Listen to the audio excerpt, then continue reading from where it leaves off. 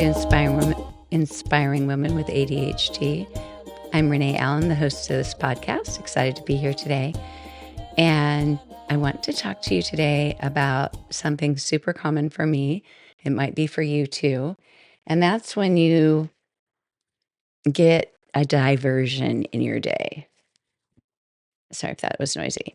When you have something unplanned, not that happens because of somebody else, but happens with your own brain. So it's not you get a phone call and you're asked to do this and then you do that instead, or somebody asks for help or something. It's something that's completely led by you. The other can happen too, but this is more self-driven, and it's something that you can notice in your own brain and see, is that something that happens that I'm causing to happen? And is it a good thing, or is it something that I wish I wasn't doing? And figuring that out. I just realized my computer's not centered with the camera, so I keep looking like I'm off to the side, but that's my little diversion right there. But let's say that you're opening emails. You're opening your emails and you get a message from somebody, and maybe people don't write to you by email as much as they used to, but they might. You might get an email with something that you think, oh, yeah, I should do that. I know I need to be getting ready to go, but I was just going to check my email and I should probably pay this bill or something like that. And that might not take very much time, and that might not distract you for very long. But let's say you just check social media for a second. Just, you know, who knows why? It's that need for dopamine. That's what they say all this scrolling can do for us. And so you just check, or you're just curious about something, or you're in a Facebook group and you want to see if someone replied to you, or you wanted to buy something on Marketplace. And so you're looking there to see if the person responded or if there's something else that you want to buy instead. And when you go on there, you see it's someone's birthday and you think, oh, I should wish him a happy birthday. But instead of doing it really briefly, you think, well, I should maybe text him instead, or uh, find something clever. Like I used to actually make my own art and send it, just like, find like or even just Google like happy birthday Teresa, and then copy and paste that and put that in there. And now there's just so many other ways to do it. But instead of something being really simple, just to look somewhere to get information, or just to kind of add some charge to your brain in some way, you actually use it to distract you as a diversion, and you go down another rabbit hole. And you might spend a while going on Canva, or thinking, I need to do this, or, oh, it's that person's birthday and they live here. I should reach out to them and see if they want to get together for lunch, or, all those things that could happen.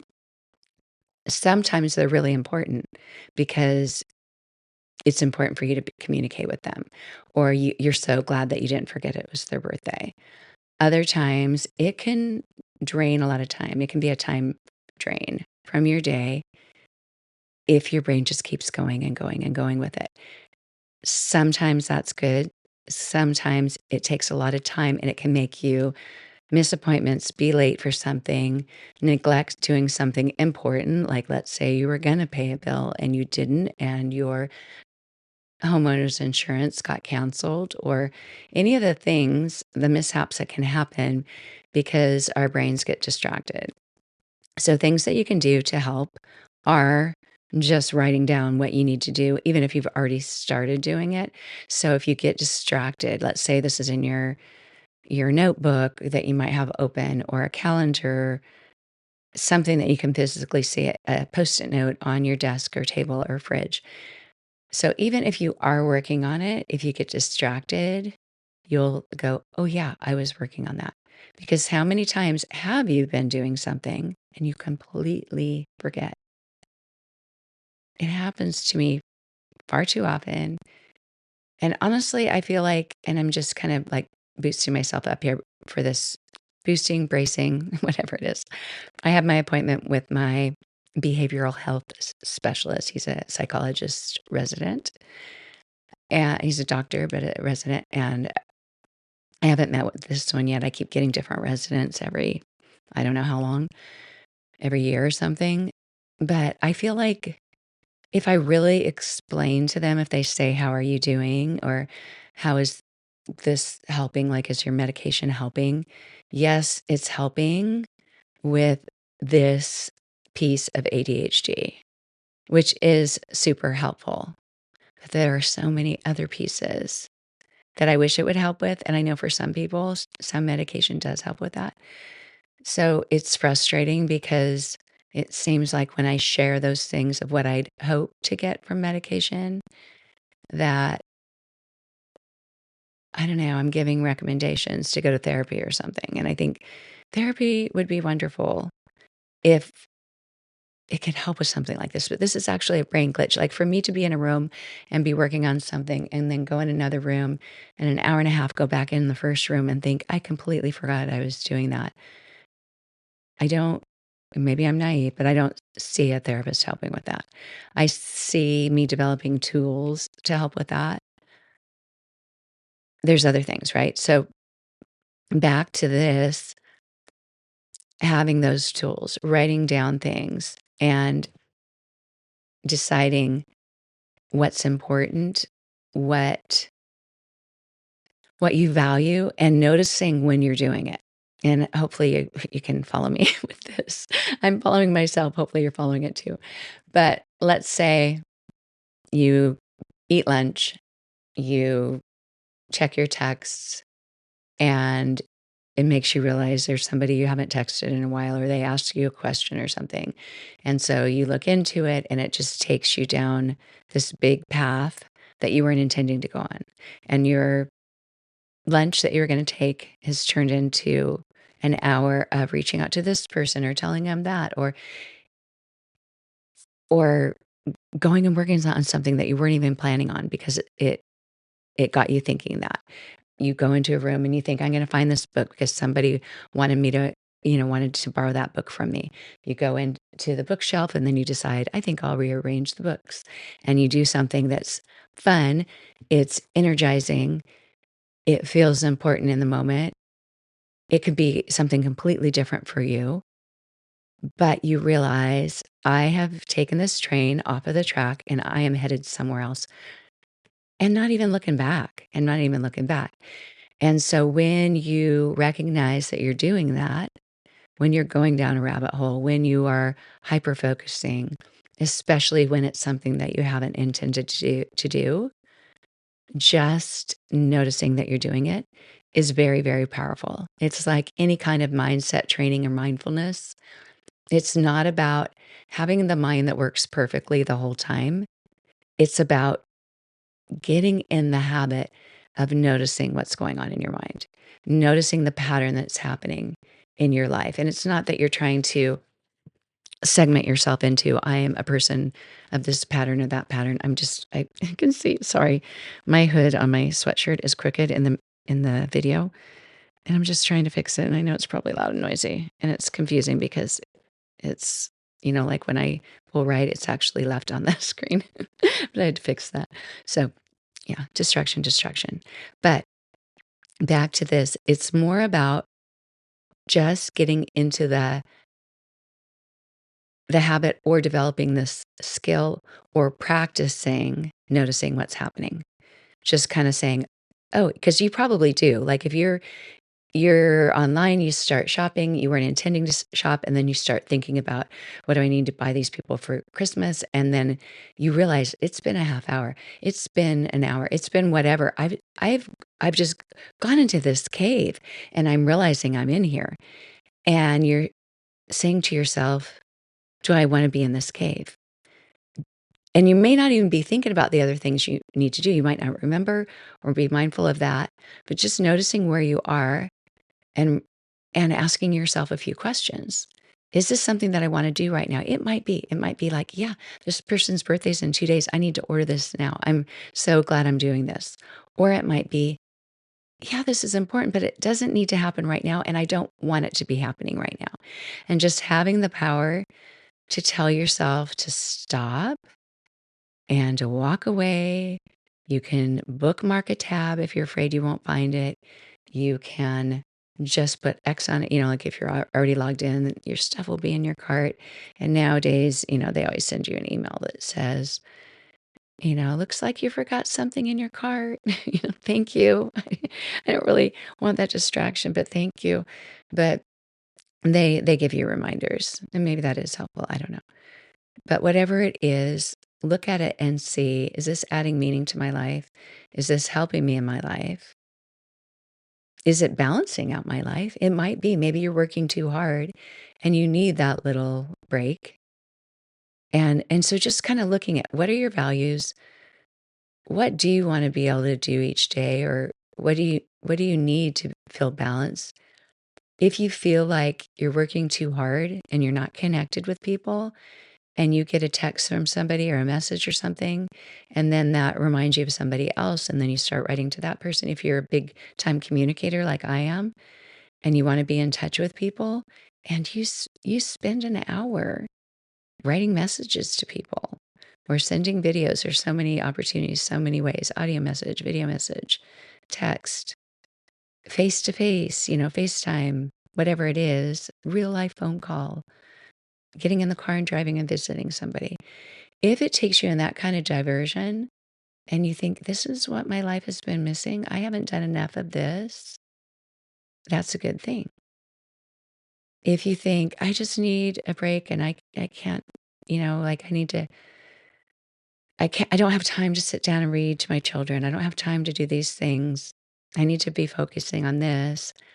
But your child comes in, or you just think, maybe I should just go sit and read. I'll just share this one book or whatever. And you spend more time doing that. That's a really good thing. It's a really good thing. And just noticing that maybe when life is a little bit too one directional and you have a diversion, maybe that's what your brain needs. Maybe that's what your body needs. Maybe that's what other people need. Because if you believe, like I believe, and people believe it for different reasons, but if you believe that there are times when things we don't plan on doing come to our attention because it's needed by somebody else, because they need you or you need them.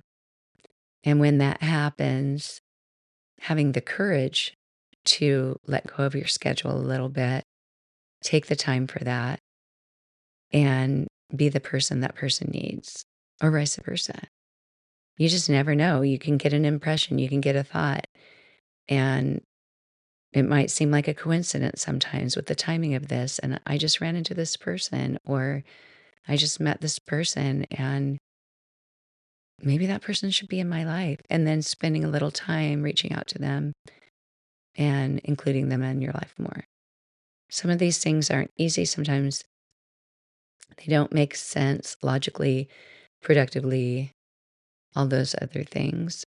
It seems harder and harder to make time for things like that. And yet we really do have a lot of time. I say that when, the weeks just zoom by and it feels like we don't have a lot of time. But we all have the same amount of time. And I mean, I'm sure there are people that work, work, work, work, work, children, children, family, family, other kind of relationships in your life. And it doesn't feel like you have a spare moment. That maybe your brain going into a different area and feeling really good there, feeling driven to keep doing that, can be a good thing. The hyperfocus can be a really good thing, not just for getting things done, but sometimes for taking you away from whatever maybe wasn't the best thing to do that day. Whether there's a best for everything, who knows? But it could be just, a better thing, a better thing. So there's some different ways of saying these things. If if it helps you to kind of think of when this happens in your life. So one is going down the rabbit hole, where you just get a tiny bit of information and you run with it, and you just go, I don't even know what is a rabbit hole? Is it a hole in the ground that you just keep digging through? Never really thought of it, because here's a rabbit hole I'm going to go through right now. Welcome, welcome. You get to come with me. But we've had bunnies in our yard before, just wild cottontail bunnies. I haven't seen them dig in the dirt, but I've seen them dig in plants. Have you ever had big bushes with flowers and things? And they will literally make a hole. So I guess that's a rabbit hole too. It's not in the dirt. But here where we live, we find holes that armadillos dig, which I've heard they can try to go under your house and stuff. We haven't had that problem, but we have holes around our house that turtles dig. There's gopher tortoises here, and they dig holes, and our ground is very much like sand. And they dig and go in the hole. And I don't know how far they go. Maybe rabbit holes go farther, but we have a little path to the side of our house, and I've seen them in other places too. That sometimes you'll go walking, and you'll see a turtle going really slowly, and then it'll see you, and it'll go down into the hole and kind of hide. And most of the time when we go, I haven't seen it. I haven't seen it in actually over a year, but there's a few spots where I see that hole. But so maybe you can use your rabbit hole to go in and hide your tortoise or turtle hole. But back to other ways of thinking this. But sometimes it might feel like a black hole. Like a black hole is more of this abyss, or this cave. I've gone in here, I've gone in so deep. Can I get back out? And recognizing, is it a distraction that's kind of meaningless? I have very much so gone on time wasting distractions that are meaningless, like literally a few days looking for a cowboy hat when I didn't really want a cowboy hat or need a cowboy hat, but I read every review and looked at the sizing and even drove. It finally took me going to Boot Barn and trying them on where I thought, I don't want a cowboy hat. These aren't comfortable. And if I bought one that was comfortable like I had when I was a little girl, it probably cost like $300. I mean, they're really expensive. So I didn't want a cowboy hat. I was just going to a rodeo and wanted to have a cowboy hat, which is dumb because I probably wouldn't have been comfortable. But yeah, that was a time waster for sure. So it was like that black hole. Sometimes when we do things like that, I don't know why we do them. I think it's a distraction for sure. Our brain can run with anything, but sometimes the overwhelm of doing something that's more important can make it kind of quote unquote relaxing to do something else that's meaningless. But other times it has a purpose. It's not just wasting an hour of time that led to nothing, but sometimes it does serve a purpose. Sometimes you're actually doing something for someone else or doing something for yourself. There might be other reasons, but just kind of identifying, is it a time waster? Or does it just take a lot of time, but it's actually valuable, even if it wasn't something you planned on doing? And sometimes it's just a detour to your day. It's not where you planned to be, but it was still valuable. And managing that distraction and recognizing when you really do need to stop. I was working on some things yesterday morning and knew, even though I was feeling so good inside, and the good inside isn't like, oh, it feels so good because I did, was doing something great for somebody. It wasn't that. It was just that momentum that you get when you get momentum and you're working on something and you're just in that groove and you don't want to stop. It's really hard to stop because it's not always easy to get that momentum. But when you need to manage whatever it is you're doing, you're managing yourself. You have to notice what you're doing. You have to look at a clock and you have to see, okay, how much time do I have and and do I need to stop? And even if it feels so much better to keep going, you have to, kind of break that tie. Save it for later. And in my case, I haven't gotten back into it. It's been since yesterday morning and I haven't been able to get back into it. It might take a while to get that groove back, but it's important. And it's kind of a bummer, but that's life, right? Yeah, and sometimes it's just a rest break. Your body needs a rest, and you might do something that's more calming in that way. And just tell yourself, I can spend this much time doing this. If you're afraid it's going to take longer, you can always just set an alarm and get yourself to stop at that point. Just like even a nap. If you need a nap, but you are afraid, I don't want to sleep too long, or I don't want to get too groggy, set an alarm so it's not very long and just give yourself the little bit of time you need or to recharge, go for a walk or whatever. Oh, yeah, yeah, yeah. But there's something about serendipity, the happy accident that sometimes these things become that. where you just recognize, I'm so glad that I my brain was alerted to this today and that I was able to spend time doing it because it led to something good. And that can mean all kinds of things, leading to blessing someone else's life, helping you learn about something, someone, whatever. It can have some great benefits. So, yeah, just think about what you value in these moments, and if it's aligning with something you value. If it's aligning, which I don't know if that's actually called aligning, but if it's aligning with something that you wish you weren't doing, let's say you're trying to budget more, you're not wanting to spend money and you're spending more and more money. I know for me, and that it can be this impulsive, obsessive part of ADHD, and impulsive technically is part of the attention, not the attention deficit, but the hyperactive. But the obsessive part can come along with, I feel this impulse. I need to keep going. I need to keep going and keep going. And it's really strange because I found that I don't know if you've ever done this, and I've been wanting to make some episodes about money, especially this time of year, because the reason they call it Black Friday, it's when companies traditionally, I don't know if it's still the case, but it's when they are no longer in the red the whole year and they're finally making money, and they're making a lot of money. And so, as a result, we're spending a lot more money. And so I've been really evaluating money and habits and the emotional attachment to money. But with money and obsessions or impulses, I think it's easy to see an impulse buy, especially if you're just even going to the store for a controlled buy. Like the controlled buy is I'm walking in the door because I need to buy some milk or eggs or something, simple, basic. If you're a vegan, then it wouldn't be either one of those. But whatever you're walking in the store to get, you're going in there to get it. And the people who design the layout of the store know that they put the things on the end aisles so you will see them.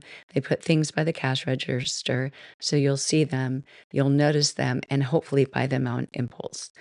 It might occasionally be something that you're saying, oh, good, I would have forgotten to buy those if I hadn't seen it. Yesterday, I went to Trader Joe's. I saw bananas. We needed bananas, but I usually buy organic bananas. If they're better for me or not, I don't know. But I passed by the regular banana section, never saw, and I wasn't looking for it either because I already forgot once I passed the regular banana section. But I never saw the organic bananas. They're probably there. I got home without bananas. I didn't realize till I got home, and I thought, oh no, I forgot bananas. So if they had strategically placed the organic bananas, that would have been helpful to me. But most of the time, when you see something on the end aisle, it's something that you weren't even thinking of buying, but because they're suggesting it, you do. Or the things by the cash register, think of what they are. They could be things that, oh yeah, I need that. They even put medicine there, like ibuprofen, or they have little miniature things of medicine, or gift cards. Oh, I should buy a gift for somebody. They could be things that you need to do, but a lot of them are candy, soda, things that you're just like, yeah, I'm hungry or I'm thirsty. And it becomes more of an impulse buy. Or it's the make your kids go crazy impulse from them or whatever. I guess it's them. For you, it's them going crazy. For them, it's the impulse. But they see the helium balloons, or they put things there for the kids so that the kids will say, Mom, will you buy that? And it used to make me mad. I would tell the cashiers, I wish they wouldn't put the balloons right here. But it makes sense. You can see them from the store. You can grab them last minute. You're not going to carry them around the whole store. But it just, turned into kids that weren't happy because I never bought them for them. So, but yeah, so the impulsive part of money makes sense. But what about the obsessive part? Do you ever have kind of a pattern of this kind of distraction where let's say somebody gives you $100 gift card to a store, and so you spend some time on that website going and looking and deciding what you're going to buy from that store.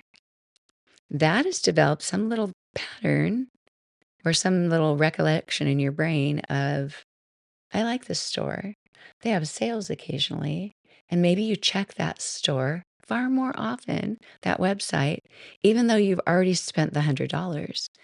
I found that when, like years ago, I entered a contest. I don't know if I've ever shared this. Many years ago. I should look up what year it was.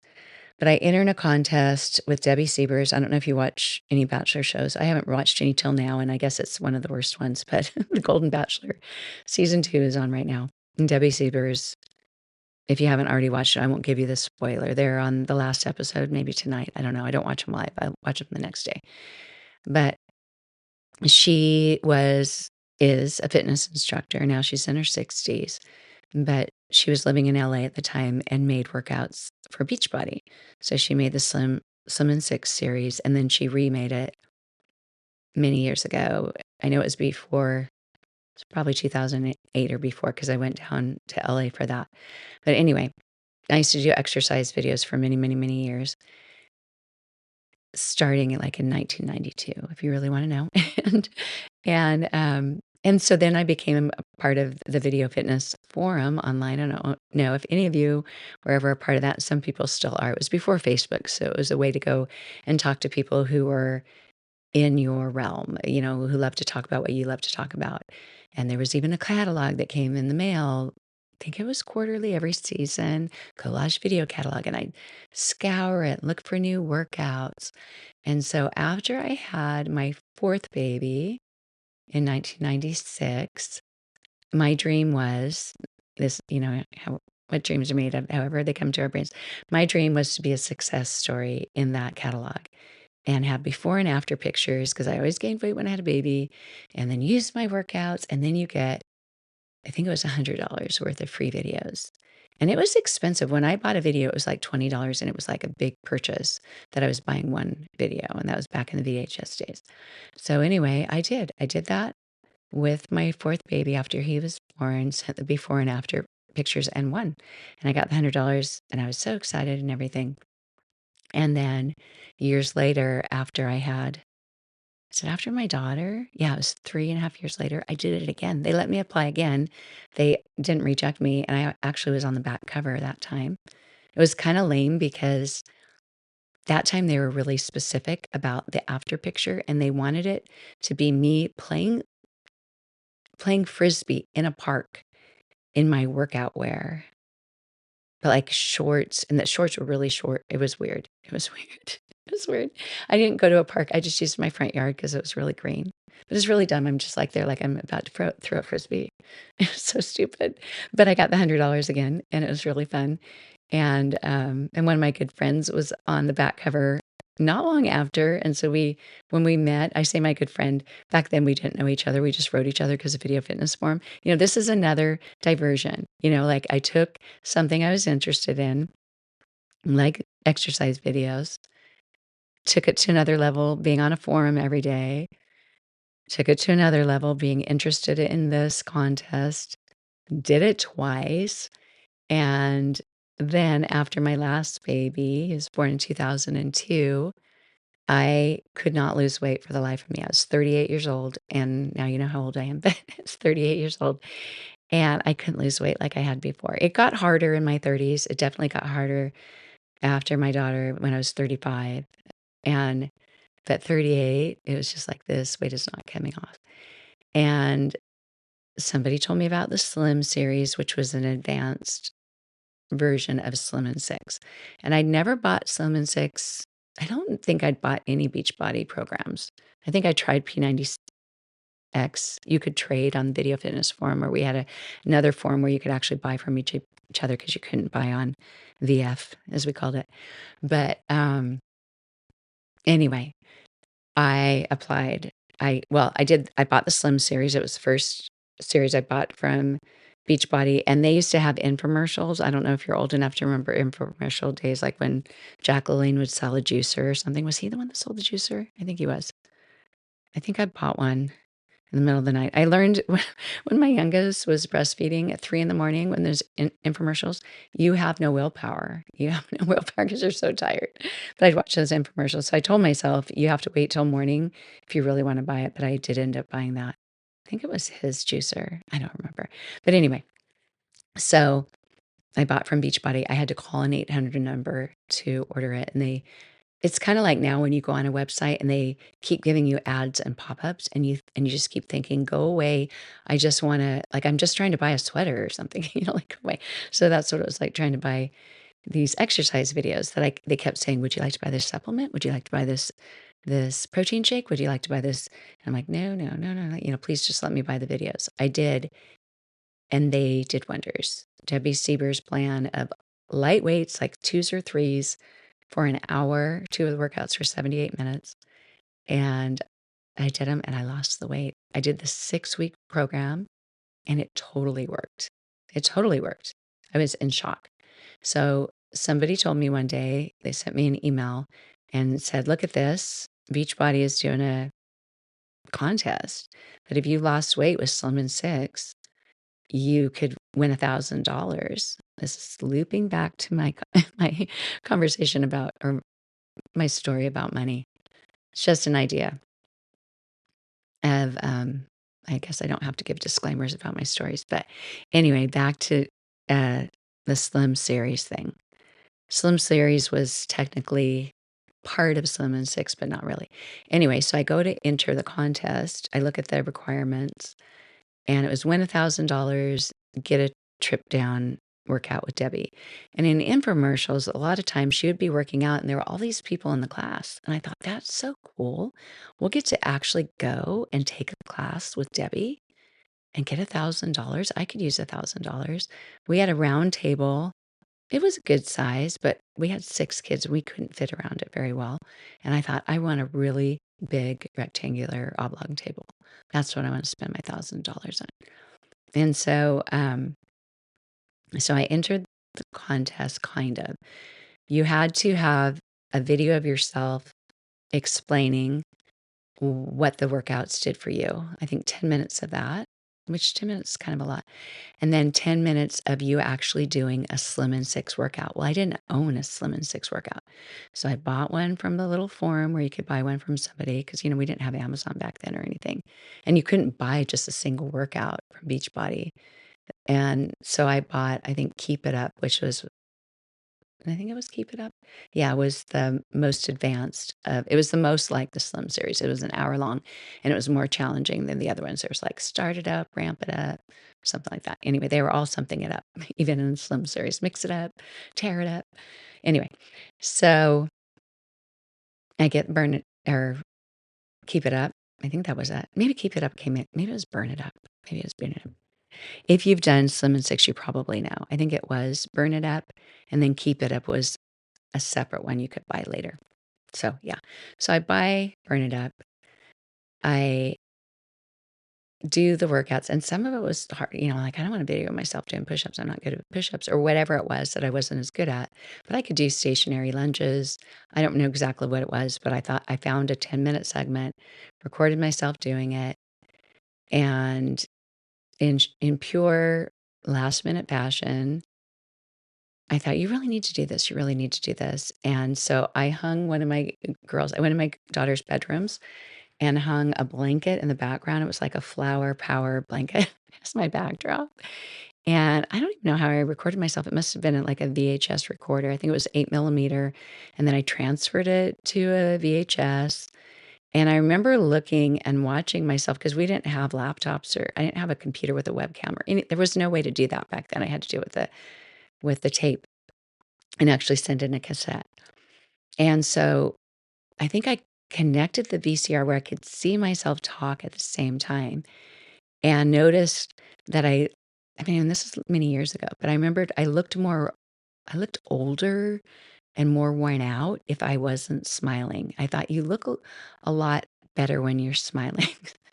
So while I was talking and I could see myself, I just kept smiling, but it seemed natural because I was happy to talk about it.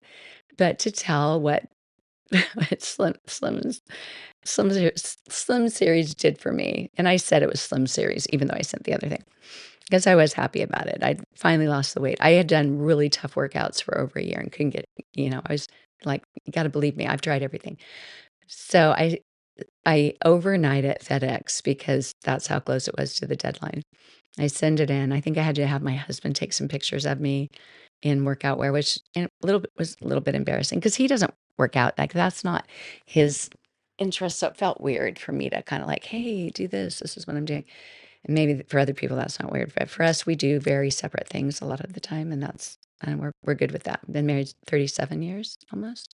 Yeah, and we're fine. So anyway, so I send it.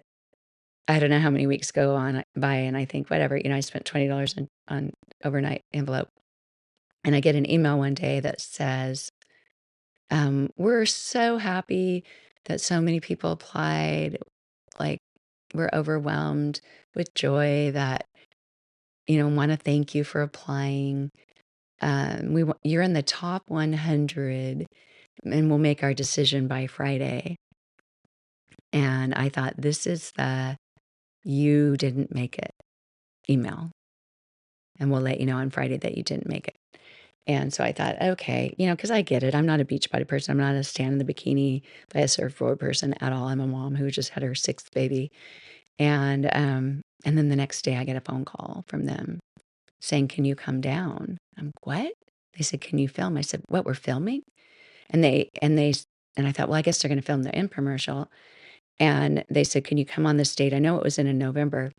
And I'm like, yeah, yeah. And they said, "We're choosing 4 of you, and Debbie really liked yours.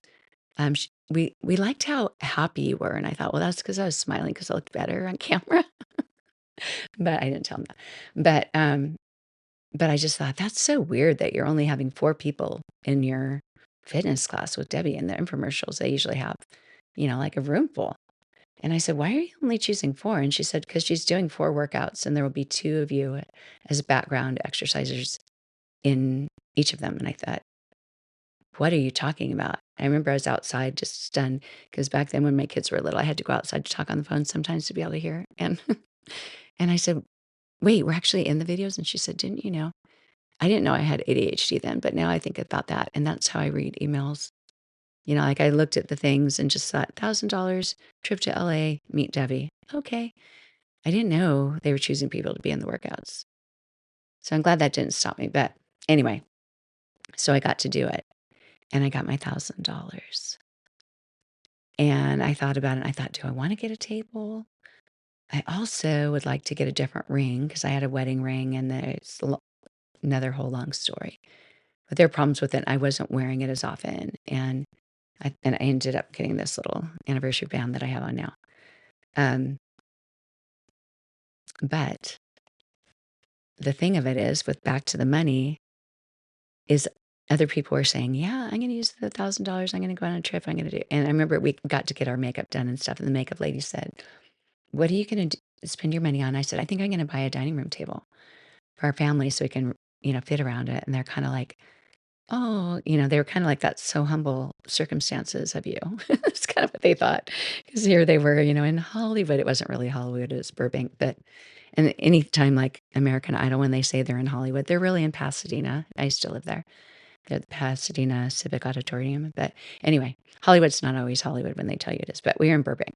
And, um, and yeah, they saw me as a small town mom with a lot of kids. They were like, "You need help. You need to hire help." I'm like, does it seem like I'm doing that poorly? And they're just like, "No, everyone needs help." I'm like, "Okay, whatever." Don't have the budget for that, but okay. But anyway, so I get home. My husband and I figure out like, where should we get a table and everything. And we decide to buy an unfinished one, and the kids help sand it. We still use it. It is solid as a rock. It'll, last through eternity. But the funny thing is, because I gave myself some consideration on what should I spend that $1,000 on, I found that I was like in a mode from that time on, like, I want to make another big purchase. So I still bought the ring. It was kind of like, should I buy the ring or should I buy the table? And maybe neither of them were both a full 1,000, but I've done that since. I've recognized since that, like, at Christmas time, like, I used to be really good about, like, hardly ever spending money on extra things and stuff. But at Christmas time, it's like, okay, I need to buy gifts and gifts and gifts and gifts.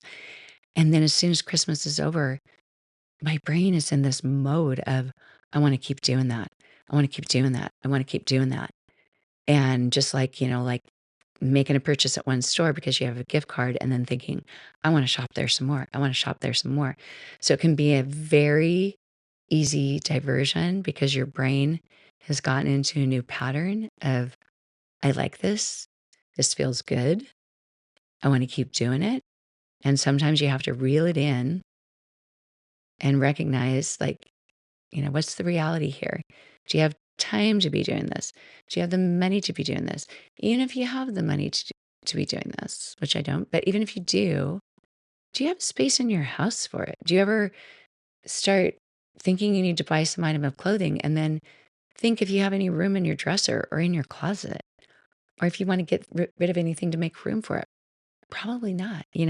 So sometimes we buy things or going to Home Goods, TJ Maxx, Marshalls. I love those stores. But do I have room in my kitchen cupboard for more dishes?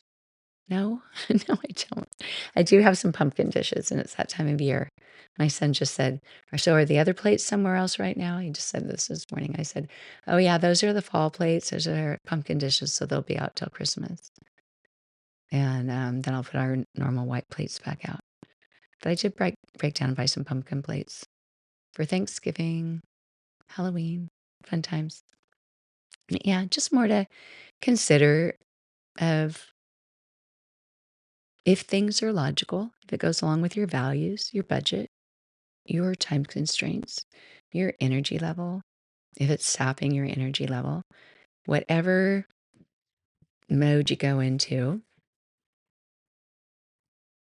noticing if it's good to stay there. Sometimes it's really nice to stay there and it's really beneficial. Sometimes you set aside that time and you're having a conversation with somebody, and that's really valuable. You've reached out to someone, they've reached out to you. It's good. It's what life is made up of, those moments and those connections. I actually made a longer episode today. I haven't made a longer one in a little while. Maybe I have. Maybe it seems like to you I have. It seems like I've had some shorter ones lately, but thank you for listening. Thank you for being here. I went on, since my last episode, that was actually the thing I did yesterday morning. I went on to see if that ADHD guide that I talked about, understanding ADHD, if I had it set up on my website right with the button, and I found that the button wasn't right, and then where it was supposed to lead wasn't right. And I was getting closer and closer to getting it right and had to leave. So if you went and tried to get that and it didn't work out, give me another day. Hopefully I'll have it working right, but you'll go to my website, renee-allen.com. I did put it on my podcast page, which actually, now that I'm thinking about it, I had to duplicate some things, and they're probably still duplicated. It probably looks really weird, but hopefully nobody's there anyway. But I'll get that right. So if you want that ADHD guide, even just to share with somebody else, because a lot of people, just kind of doing the side whisper thing, they don't really understand what it's about. And I'm still learning too, for sure. But I've learned so much. And it's really helpful to me. Some people don't like talking about disorders, or they say things like everything's a disorder, or everybody has something, and that may be true, but I'm interested in what I have and what my loved ones have. And there are a lot of people in my family who have this. And so it's helpful to see and help me manage my life better. And hopefully you too. So thank you. Thank you. I'll be back again. Sting next week in concert. So I'm so excited. It'll be my fourth time. Third concert. And one time I saw him in his play. If you haven't heard of it, it's called The Last Ship. I don't know if there's any videos anywhere of it, because I don't know if you could take videos, but there are the songs on Spotify if you want to hear it. Anyway, that's it. My little shout out to Sting. I'm fine if he doesn't know who I am. Like, that would even happen, but I'm okay of just being an admirer of his gifts and talents and ways. But thanks for being here. I'll be back again. Who knows when, but not very long. Bye. Bye, bye, bye.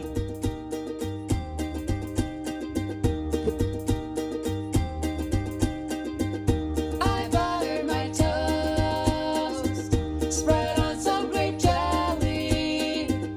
I know me.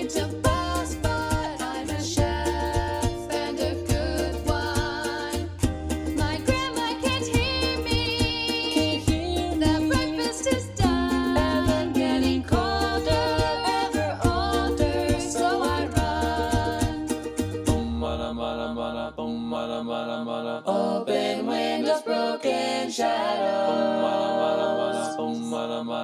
Frozen dreams are left for tomorrow.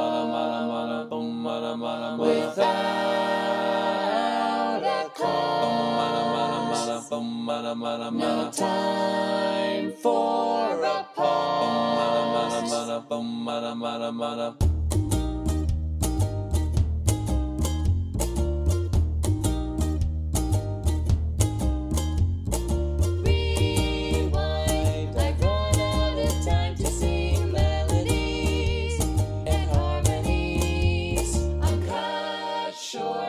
The silence of sound has yet been found, but not by me.